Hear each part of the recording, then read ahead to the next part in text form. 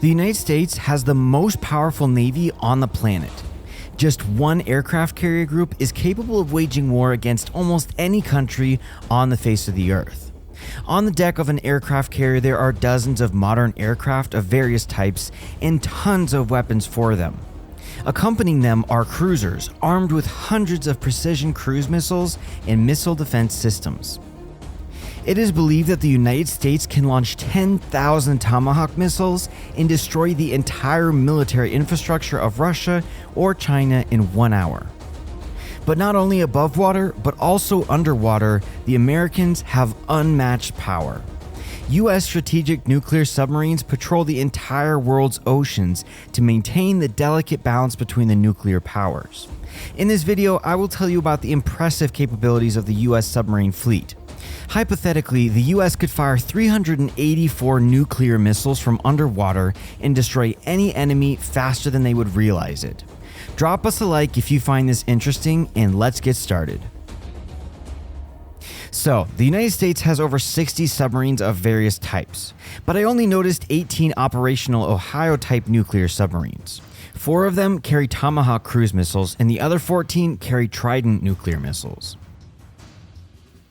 More than 60% of their time, they patrol the waters of the world's oceans on full alert and in complete secrecy. At any moment, they can fire their deadly missiles at the enemy from anywhere in the world. One Ohio nuclear sub is capable of carrying 24 Trident ballistic missiles with nuclear warheads. All in all, the US has 384 such missiles underwater.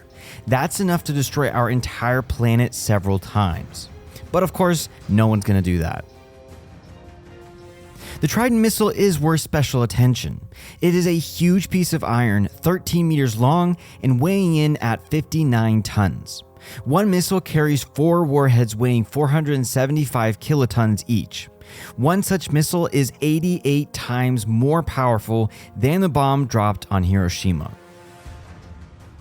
The new generation Trident missile is capable of reaching a speed of Mach 24 or 29,000 kilometers per hour and flying a maximum distance of 11,300 kilometers.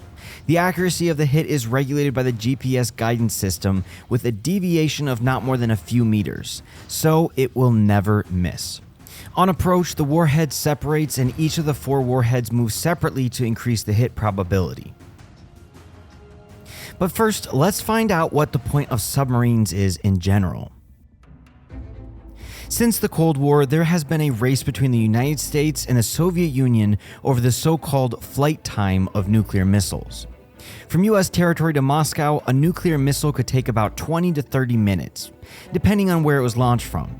The closer the nuclear missiles are to enemy territory, the faster they will hit the target after launch. Now, the value of a submarine is that it can be used to get as close as possible to enemy territory and thus greatly reduce the flight time of the missiles. Whichever missiles reach their targets faster wins the war in the end. Thus, the submarine has become a strategically important carrier of nuclear warheads in the first place. Also, an advantage of submarines is that they are mobile. This means that the location of missile launches will never be known precisely to the enemy. A submarine is always on the move. It is also not easy to track and even more difficult to destroy. Let's imagine the following scenario. 2 US submarines have entered the Baltic Sea and are as close as possible to Russian territory. One submarine is somewhere near the city of Riga and the other somewhere between Helsinki and Tallinn. In this case, the United States Trident nuclear missiles can in just 1.5 minutes hit St. Petersburg and 2 minutes Moscow, maybe even faster. From US territory, they would fly for half an hour and Russia would have a better chance to shoot down these missiles on approach. Thus, nuclear submarines give strategic superiority over the enemy. The same will happen in the case of confrontation with China. If the US submarines are somewhere in the territorial waters of South Korea, which is a US ally, American missiles will reach Beijing in just 2.5 minutes. If Beijing wants to retaliate, its missile will take about 30 to 40 minutes to reach the US. But you can argue with me, don't Russia and China have their own submarines in the ocean? They do, but they are inferior to American submarines in quantity and quality. In fact, the United States has an overwhelming advantage in the area of submarines. Neither Russia nor China has a comparable capability right now. Yes, Russia has submarines and quite good ones, but they are considered noisier. The US has the capability to track and destroy them. But Russia has very big problems with missiles. The Bulava missile currently in service has only undergone 32 test launches, half of which were unsuccessful. For comparison, the Trident missile has passed 177 tests and only 10 were unsuccessful.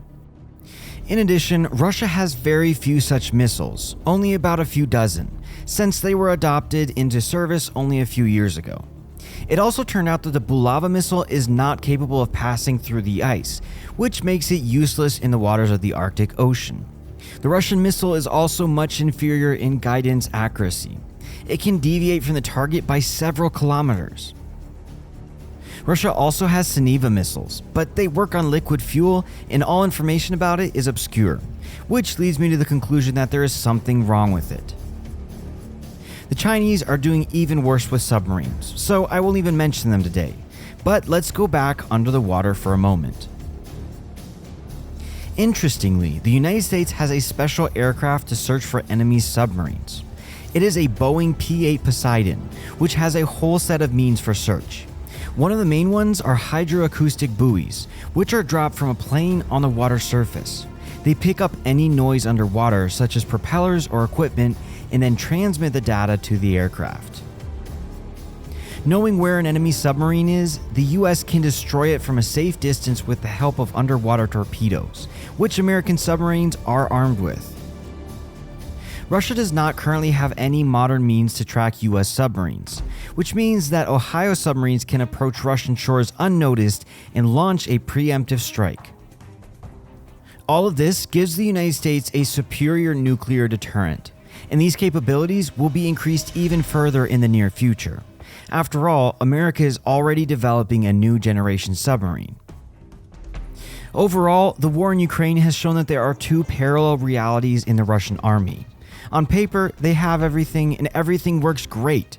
But in reality, all of their military technology is long outdated and the characteristics are often not what they were said to be. I want to give you one example. Vladimir Putin bragged several times that Russian engineers managed to develop a new supersonic missile, which they called Dagger. For a long time, Europe was afraid of this missile, but when Russians began to use it in Ukraine, we learned at once the whole truth about this rocket. It turns out that it is not a new missile. They have the old Iskander missile, which is launched from the ground with a special installation. They took this very missile and started launching it from a MiG-31 aircraft. The plane lifts it to altitude, accelerates it to top speed, and then drops it. As a result, the missile actually flies faster. The fuel that the missile originally spent climbing up when it was launched from the ground now is spent on acceleration falling down to the target. This can be called a creative approach, but not the new super technologies that the Russians are always bragging about. Thanks for watching. Be sure to check out our other videos and don't forget to drop us a like.